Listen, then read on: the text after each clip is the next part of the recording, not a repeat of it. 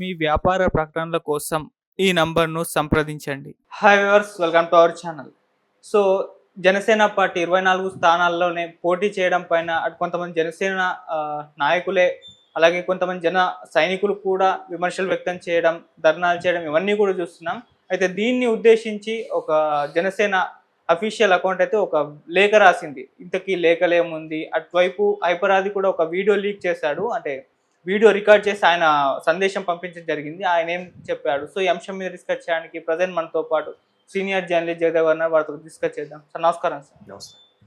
Sir, ఇటు YCP sorry మన జనసేన కొంతమంది వ్యతిరేకత చూపిస్తున్నారు. అంటే 24 స్థానాల్లోనే పోటీ చేయడం పైన. దీనికి సంబంధించి మన జనసేన ఒక లేఖ కూడా రిలీజ్ చేయడం జరిగింది. అలాగే హైపరాది కూడా ఒక వీడియో కూడా పెట్టాడంట కదా! ఆ వీడియోలో ఏముంది? మరి లేఖలో ఏం చెప్తున్నారు సార్? లేఖ రాయాల్సిన అవసరం ఏమొచ్చిందంటే, లేఖలో ఏదైతే చెప్పదలుచుకున్నారో జనసేనకు సంబంధించి హైపరాది కూడా అదే ఆవేదన వ్యక్తం చేశారు. ఆవేదన ఆ లేఖ సారాంశం అంటే నాకు అర్థమైంది. ఇప్పుడు జనసేనాని నానా ఇబ్బందులు పడి ఆయన ప్రతిసారి కూడా అదే చెప్తున్నాడు, మనకి ఓటు బ్యాంకు తక్కువ ఉంది, నన్ను నమ్మలేదు, ఇప్పుడిప్పుడు నమ్ముతున్నారు, నాకు ఒకసారి అవకాశం ఇవ్వండి. 2014 ముందు కదా పార్టీ పెట్టాడు. 14లో బాబు గారికి సపోర్ట్ చేశాడు. బాబు గారికి సపోర్ట్ చేయడం వల్ల, లేదా బాబు గారు అలాంటి సీనియర్ నాయకులు అనుభవజ్ఞులు ఉంటేనే రాష్ట్రానికి ఒక రాజధాని అవుతుందనో మొత్తాన్ని ప్రజలు గెలిపించారు, ఆయన అయ్యారు. 2019 వచ్చేసరికి ఇండివిజువల్ సరే ఒక 5 ఏళ్ళ అనుభవం వచ్చింది కదా, రాజకీయాల్లో నడిపిద్దామని చెప్పి ఇండివిజువల్గా పోటీ చేశాడు. ఏమైంది? ఒక్క సీటు గెలిపించుకున్నారా? ఇప్పుడు ఎవరైతే ఈ సోకాళ్ళు విమర్శలు చేస్తున్నారు, జెండాలు తగలబెడుతున్నారో వీళ్ళు ఏమయ్యారు? అప్పుడు ఏమయ్యారు వీళ్ళంతా? అంటే రీసెంట్గా వచ్చారు పార్టీలోకి. రీసెంట్గా పార్టీలోకి వస్తే జెండా తగలబెట్టే హక్కు లేదు. ఒకవేళ జెండా తగలబెట్టే హక్కు ఉంటే అప్పుడు ఏమయ్యారు వీళ్ళు? 2 స్థానాల్లో కూడా ఓడిపోయాడే కదా. చాలామంది విమర్శించిన రాజకీయాలు వేరు, సినిమా వేరు అని విమర్శించడానికైనా ఆయన వెనక నిలబడ్డారా? అట్లీస్ట్ యువత అయినా నిలబడ్డారా? నిలబడితే ఆయనకి అలా ఉండేది కాదుగా. దానివల్ల ఏమైంది? టీడీపీ ఓడిపోయింది, వైసీపీ వచ్చింది, విడివిడిగా పోటీ చేయడం. ఇప్పటికైనా నమ్ముతున్నారా పూర్తి స్థాయిలో? చాలామంది అదే పార్టీలో ఉంటూ లేఖలు రాస్తున్నారు. ఎలాగ లేఖలు?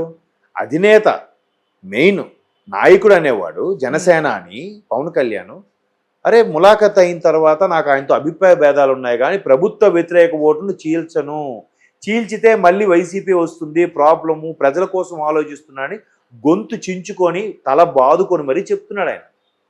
అవేవి పట్టవా? ఇవేవి పట్టకుండా మీరు ఇంకా లెటర్లు రాస్తున్నారు, ఇలాగ ధర్నాలు చేస్తున్నారు, ఆవేశపడుతున్నారు అంటే నేను అనుకోవడం ఏంటంటే జనసేనాని జెండా కప్పుకున్న వైసీపీ కోవర్ట్లేమో వీళ్ళందరూ నా అభిప్రాయం. ఓకే కదా.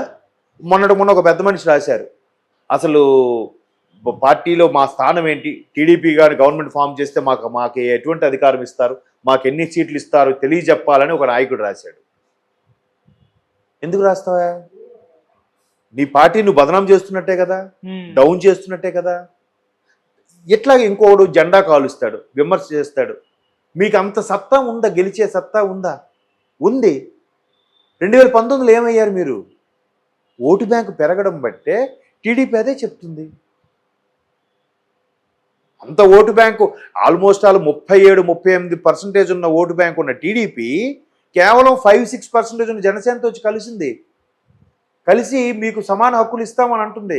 అవును. సరే, మీ ఓటింగ్ బట్టి మీకు ఎంత ఇస్తాము, మా టీడీపీ మేనియా ఉంది, టీడీపీకి బలమైన పార్టీ క్యాడర్ ఉంది అనే దీని మీద 30 దాకా ఇస్తామన్నారు. మరలా పవన్ జనసేనానికి సంబంధించి ఎలాగైనా సెంట్రల్లో కూడా సపోర్ట్ ఉండాలని బీజేపీని కలుపుకొస్తే బీజేపీ కొన్ని సీట్లు ఇవ్వబడతాయి కాబట్టి ఇట్లా చేస్తున్నారు. అందుకు దీనికి తగ్గించి 24 ఇచ్చారు. ఆయనే చెప్తున్నాడు కదా, ప్రభుత్వ వ్యతిరేక ఓటుని చేర్చకూడదు, పైగా చంద్రబాబు గారి లాంటి వ్యక్తుల్లో పనిచేయడం నాకు అవసరం, నాకు ఈ గడిచిన 10 ఏళ్ళు అనుభవం సరిపోదు అనుకుంటున్నాను అంటే మీరు అందరూ నిలబడాలి కదా. ఎక్కడ నిలబడుతున్నారు? కొంతమంది నిలబడుతున్నారు. ఈ మిగతా వాళ్ళందరూ ఈ లేఖల రూపంలో స్టేట్మెంట్ ఇచ్చేవారు. పవన్ కళ్యాణ్కి అంతమంది తిట్టినప్పుడు ఈ లేఖలు రాసినప్పుడు ఎప్పుడైనా ఖండించాడా? పవన్ కళ్యాణ్ ముగ్గురు పెళ్లి గురించి అంటావేంటి అని ఒక లేఖ రాయిపోని నా డౌట్ ఏంటంటే జనసేనలో ఉండే వైసీపీ కోవర్ట్లేమో వీళ్ళందరూ ఇలా రెచ్చగొట్టారేమో. గతంలో కూడా ఒక రూమర్ ఉంది, మీకు తెలుసో తెలీదో. పీఆర్పీ పెట్టినప్పుడు కూడా ఒక ఒక పార్టీకి చెందిన వ్యక్తి, అంటే అప్పుడు ఉన్న వ్యక్తులు కొంతమంది ఊరికే అందులో చేరి ఎలక్షన్స్ ముందు బయటకు వచ్చేయండి అబ్బా అని చెప్పి డబ్బులు ఇచ్చి బేరం ఆడుకున్నారంట. దానివల్ల కూడా పీఆర్పీ బదనం అయిపోయింది అప్పట్లో అని కూడా కొంతమంది జర్నలిస్టుల అభిప్రాయం. అలా కూడా చేస్తున్నారా ఇప్పుడు మళ్ళీ జనసేనని? ఎందుకు అలా చేస్తారు? ఎట్లాగ గవర్నమెంట్ వచ్చిన తర్వాత అరే మేము కలవడం వల్ల కూడా మీరు గెలిచారు, మాకేంటి మా సంస్థానం, అప్పుడు మీరు ఈ జెండాలు తగలబెట్టండి, ఈ నిరసనలు తెలియజేయండి కదా. ఇప్పుడు ఇండియాతోటి పోటీగా ఇండియా అమెరికా మీద యుద్ధంకి వెళ్ళింది, భారతదేశానికి పోటీగా పక్కన బంగ్లాదేశ్ నేపాల్ వచ్చింది అనుకుందాం. నేపాల్ ఎంత సైన్యం సమకూర్చగలదు? అంతే కూర్చగలదు. దాని జనాభా, దాని రాష్ట్రం ఎంతో. ఇండియా ఎంత సైన్యము, ఎన్ని ఎక్విప్మెంటు, దాన్ని బట్టి కదా ఉంటుంది. యుద్ధాన్ని మేము కూడా సై అంటే ఎలా అవుతుంది?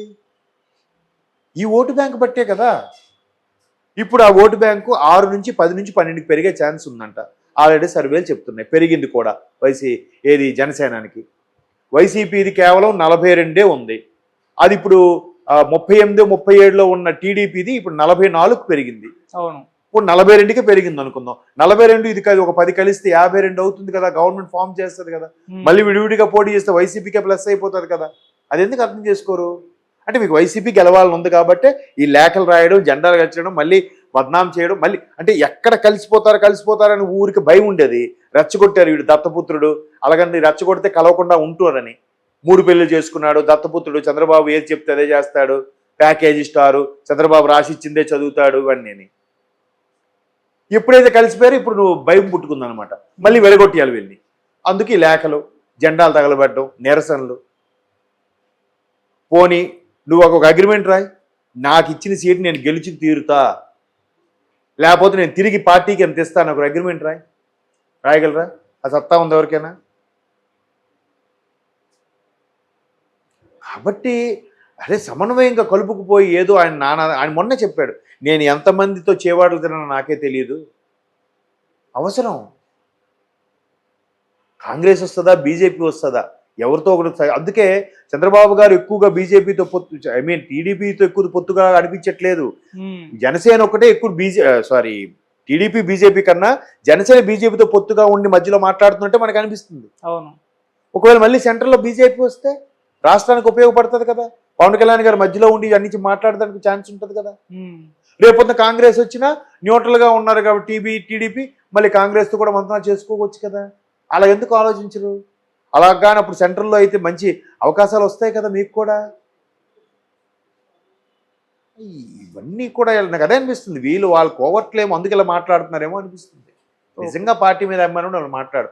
అందుకే ఈ ఆవేదననే హైపరాది తన సోషల్ మీడియాలో, ఇన్స్టాగ్రామ్లో కూడా పోస్ట్ చేశాడు. ఆయన చాలా బాధ అనిపిస్తుంది, పవన్ కళ్యాణ్ గురించి నోటుకొచ్చినట్టు మాట్లాడుతున్నారు. అతను నిజమైన కార్యకర్త, నాకు తెలిసి నిజమైన అభిమానం కూడా. లేదంటే ఆయన నా జబర్దస్తులు నేను నా ఈవెంట్లు నేను చేసుకుంటే, నా డీ ప్రోగ్రామ్ చేసుకుంటే చాలదా ఆయనకి? లక్షలు వస్తాయి.